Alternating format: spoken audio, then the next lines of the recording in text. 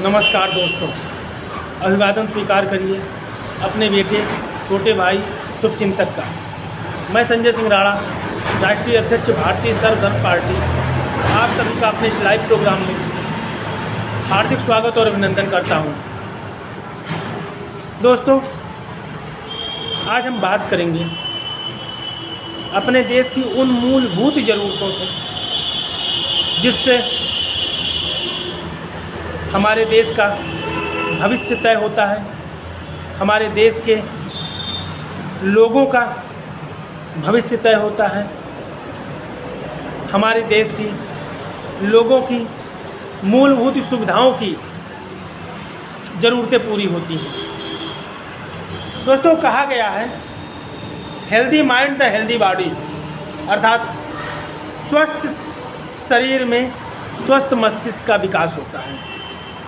ठीक उसी प्रकार यह हमारा भारतवर्ष जो है 140 करोड़ हिंदुस्तानियों का शरीर है और उसमें जो 140 करोड़ लोग हैं उसके मस्तिष्क हैं, अर्थात देश की प्रगति के बारे में, देश के तरक्की के बारे में, देश के भविष्य के बारे में सोचना, कार्य करना, संघर्ष करना और देश के विकास को सुनिश्चित करना इन 140 करोड़ हिंदुस्तानी भाइयों के कंधे पर ही निर्भर है। और जब हमारा यह 140 करोड़ हिंदुस्तानी भाई अपनी ज़रूरतों से ही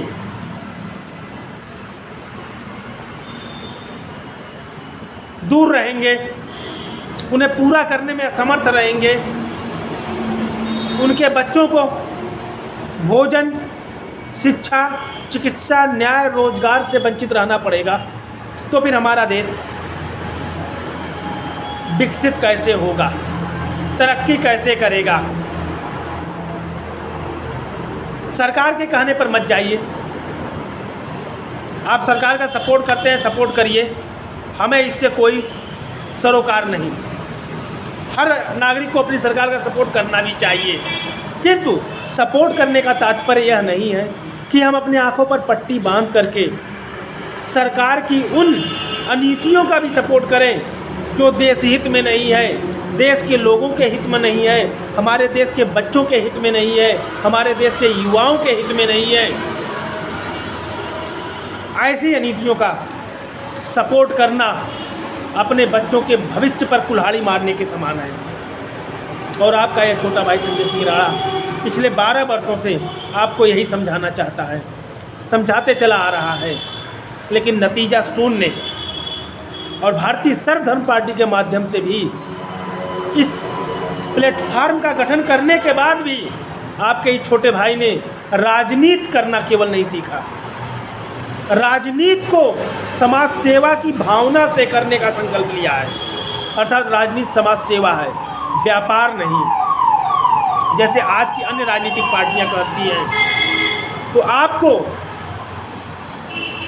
आपका यह दायित्व बन जाता है, आपका यह फर्ज बन जाता है, आपको ही यह करना है कि अपने राजनेताओं को राजनीति को समाज सेवा की भावना से करने को विवश करें। मेरे साथियों, यह हमारा और आपका काम है कि हम आप अपना प्रतिनिधि चुनते समय इस बात का विशेष ध्यान रखें कि हमारा जो प्रतिनिधि है, जिसे हम अपना मत दे रहे हैं, लोकतंत्र की सबसे बड़ी ताकत जिसके हाथों में दे रहे हैं, वह हमारे बच्चों के बारे में, हमारी शिक्षा के बारे में, हमारी चिकित्सा के बारे में, हमारे लिए न्याय के बारे में और हमारे युवाओं के रोजगार के बारे में क्या पहल करेगा, उसकी सोच कैसी है, उसके अंदर का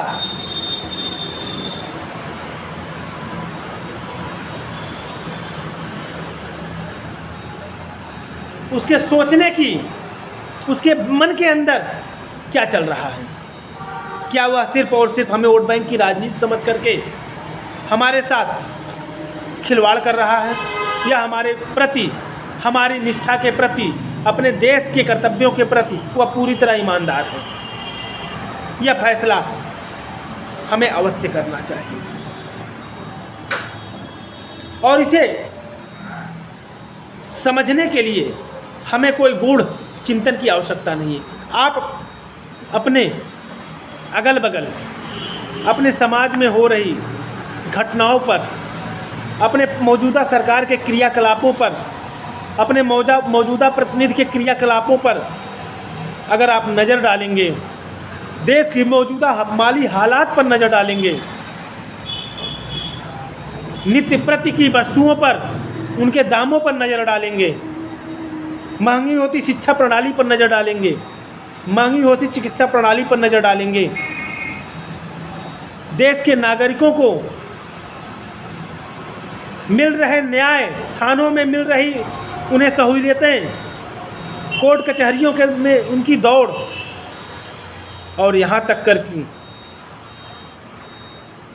अपने साथ उनके द्वारा किए जा रहे बर्ताव पर आप निगाह रख करके इस बात का अंदाज़ा लगा सकते हैं कि ऐसे लोगों को जिन्हें हम चुनते चले आए हैं, क्या वह हमारे बारे में सोच रहे हैं। वोट के समय, चुनाव के समय जो प्रतिनिधि आपके सामने हाथ जोड़कर खड़ा रहता है, आपके जूते साफ करने को भी तैयार हो जाता है, आपके पांव धुलकर पीने को तैयार हो जाता है, आपके घर भोजन करने को तैयार हो जाता है, क्या वह चुनाव जीतने के बाद अपने इन कार्यों पर अटल रहता है, कायम रहता है, या फिर उसके दरवाजे पर आपको हाथ बांध करके एक गुलाम की भांति, एक अपराधी की भांति खड़ा होना पड़ता है। जिस प्रतिनिधि को चुनाव के बाद आपको ढूंढना पड़ता है, जिस प्रतिनिधि से मिलने के लिए आपकी चप्पलें भीग जाती हैं, जिस सरकार से मिलने के लिए आपको सालों लग जाते हैं, जिस सरकार के जनता दरबार में जाकर के भी आपकी समस्याओं का हल नहीं होता है, जिस सरकार में जनता दरबार के नाम पर सिर्फ और सिर्फ खाना पूर्ति होती है, ऐसी सरकार, ऐसे प्रतिनिधि, ऐसे राजनीतिक दल, ऐसी शासन देश के किस काम की। मेरे साथियों, हम बात करेंगे आज, आप देख रहे हैं 2014 में, 2004 से 2014 तक यूपीए गवर्नमेंट थी। यूपीए गवर्नमेंट में कई भ्रष्टाचार हुए। यूपीए गवर्नमेंट में आम नागरिकों के अधिकारों का हनन हुआ। यूपीए गवर्नमेंट में महंगाई चरम पर थी। उस समय 2014 के लोकसभा चुनाव से पहले हमारी मौजूदा सरकार का मेन मुद्दा था महंगाई। महंगाई, यह वह महंगाई है जो हर आम और खास की कमर तोड़ रही है। खास की बात है तो नहीं, उन पर ज़्यादा फर्क नहीं पड़ता है, लेकिन जो आम है, हम और आप, निम्न परिवार, निम्न मध्यम वर्गीय परिवार और मध्यम वर्गीय परिवार, जिसकी सीमित कमाई होती है 10,000, 20,000, 25,000, 30,000, 50,000 रुपये, 5,000 रुपये भी मंथली, ऐसे परिवार हैं जो नहीं कमा पाते हैं। उन परिवारों से पूछिए, क्या इस महंगाई में कोई अपने बच्चों का शिक्षा, चिकित्सा, न्याय की तो बात छोड़ दीजिए, वो तो दूर की कौड़ी है, वो तो हम और आप जैसे लोग भी अपने बच्चों को नहीं दिला पा रहे हैं। उन 5,000, 10,000 रुपये महीना कमाने वाले से बात पूछिए, उनके घर जाकर के सर्वे करिए कि उनके बच्चे की क्या पौष्टिक आहार की तो बात ही छोड़ दीजिए। कहा जाता है कि हमारा भारतवर्ष का 25% आबादी आलू खा करके अपना जीवन यापन करता है। क्या उन्हें यह भी नसीब हो रहा है?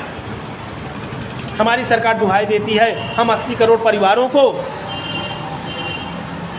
अनाज मुहैया करा रहे हैं। बिल्कुल करा रहे हैं, लेकिन क्या सिर्फ अनाज से आपका गेहूं उबाल करके कोई खा सकता है? आपका चावल सिर्फ उबाल करके खा सकता है?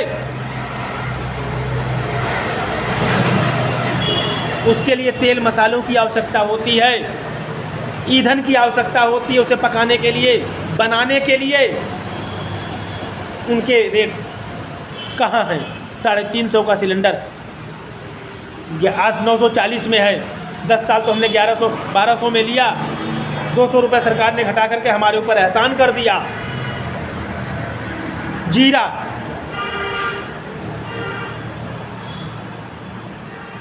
250 रुपये में बिकने वाला जीरा, जो आदमी 25 रुपये दे करके 100 ग्राम जीरा ले लेता था, 30 रुपये दे करके 100 ग्राम जीरा ले लेता था, आज उसे 100 ग्राम के लिए 100 रुपये खर्च करने होते हैं। लेकिन जिसकी पूरी आमदनी ही एक दिन की 300 रुपये, 400 रुपये, 250 रुपये, 200 रुपये है, वो 100 रुपये का जीरा कहाँ लेके आएगा? रसोई गैस की तो बात ही छोड़िए। आपने उज्ज्वला योजना जिनको दिया, दोबारा सर्वे हुआ है, 70% से अधिक लोगों ने दोबारा उसे रिफिल नहीं कराया नहीं, मतलब करा ही नहीं सके, उनकी हैसियत ही नहीं थी तो उसे दोबारा रिफिल कराएं। मेरे साथियों, आलू प्याज तो देख ही रहे हैं। प्याज चलिए फिर भी 50 रुपये, 60 रुपये, 70 रुपये। लहसुन 400 रुपये, 500 रुपये में है। थाली पीट कर सरकार बनाने वाले के राज्य में यह परिस्थिति है, आज की यह स्थिति है। उसके 10 साल के शासनकाल के बाद भी और हमारी सरकार कह रही है कि हमने देश के विकास को तीव्र गति से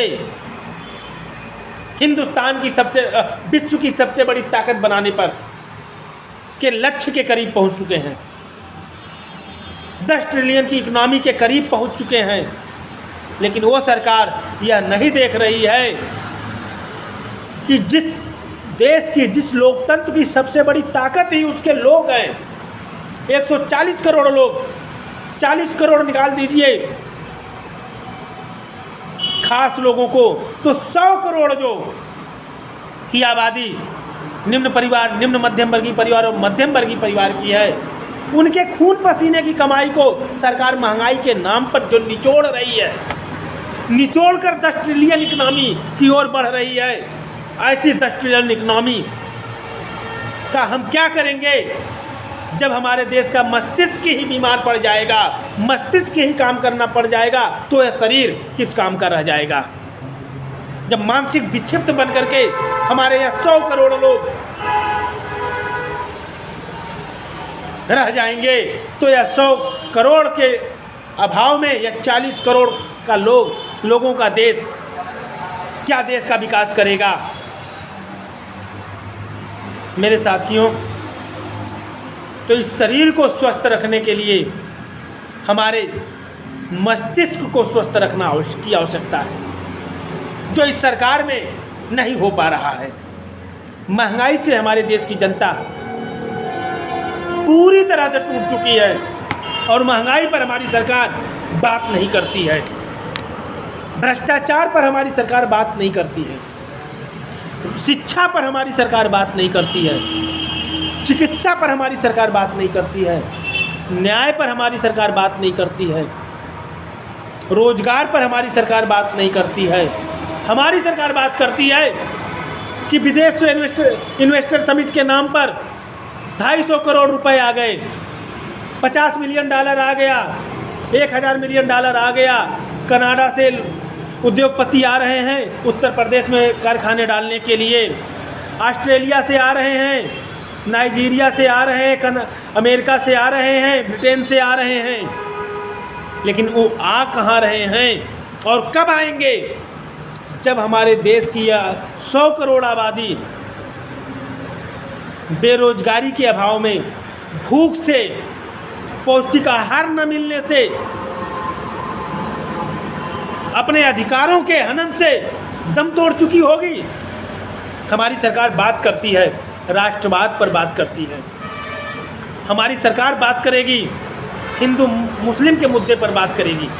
हमारी सरकार बात करेगी, मंदिर बन रहा है, विश्व का सबसे भव्य मंदिर श्री राम मंदिर बन रहा है, यह गर्व का विषय है। लेकिन इस पर सरकार को बात करना शोभा नहीं देता है। इस पर जनता बात करे,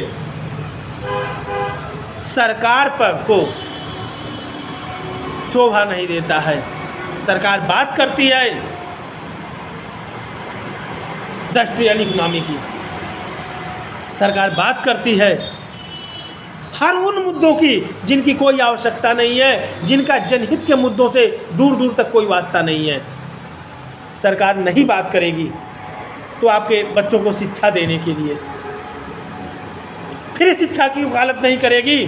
इस महंगाई में जो परिवार अपने बच्चों का पौष्टिक आहार दे करके पेट नहीं भर सकता है, वो अपने बच्चों की शिक्षा की क्या व्यवस्था करेगा? ये व्यवस्था सरकार को करना है। ऐसा सुप्रीम कोर्ट का भी गाइडलाइन है, आदेश है।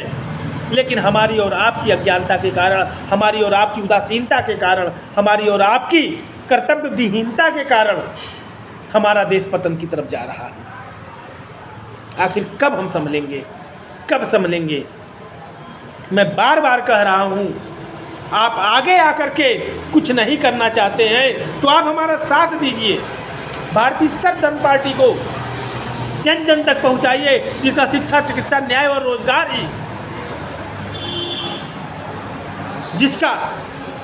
जिसकी विचारधारा है, जिसका संकल्प है जनहित, उस पार्टी का साथ दीजिए। इतना तो कर ही सकते हैं। मेरे साथियों, स्वामी विवेकानंद जी कहा था, लड़ो, लड़ नहीं सकते हो तो लिखो, लिख भी नहीं सकते हो तो बोलो, बोल भी नहीं सकते हो